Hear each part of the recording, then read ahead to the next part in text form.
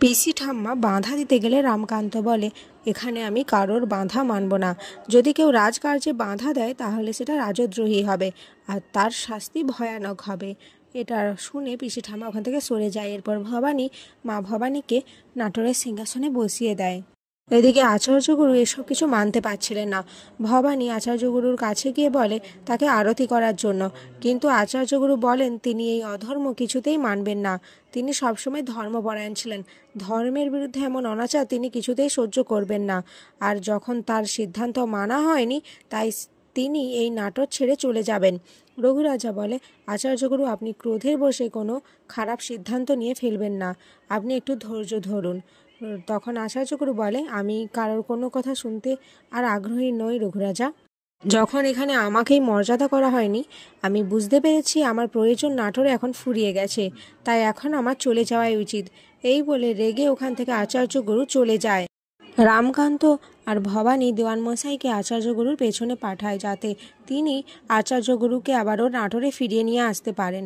এরপর আচার্যগুরু ছাতি নাতে চলে যান তার মেয়ের বাড়িতে, কিন্তু সেখানে গিয়ে তিনি দেখেন তার মেয়ের স্বামী মারা গেছে, যেটা দেখে তিনি খুবই শোকাহত হয়ে যান আর ওখানেই কান্নায় ভেঙে পড়েন। এদিকে দেওয়ানমশাইও চলে আসে, এসে এসব কিছু দেখে আচার্যগুরুকে বলে, আমরা আপনাকে নিয়ে যেতে এসেছিলাম, কিন্তু এই পরিবেশ সৃষ্টি হয়েছে সেটা আমরা বুঝতে পারিনি।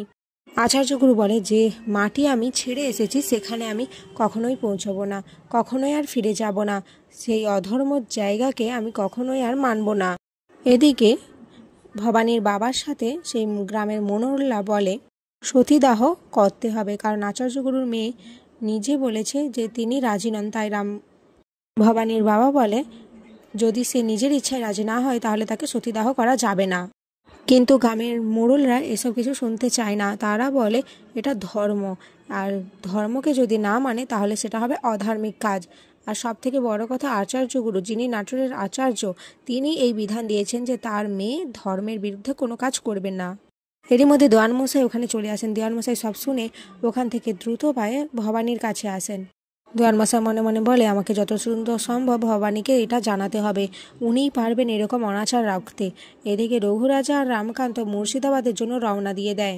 ভবানী বলে, আমার যেন খুব একা একা লাগছে দিদি। ইন্দু বলে, কেন বোন? তখন ভবানী বলে, মা আর পিসি ঠাম্মা তো চলে গেছেন তীর্থে। এদিকে রঘুরাজা আর মহারাজও তো মুর্শিদাবাদের রাজকার্যে চলে গেছেন। আমার যদি কোনো সিদ্ধান্ত নিতে হয় তখন আমি কি করব? যদি কোনো ভুল করে ফেলি তখন তো পিসি ঠাম্মা, ঈশ্বরী এনারা তো আমাকে কথা শোনাতে ছাড়বে না।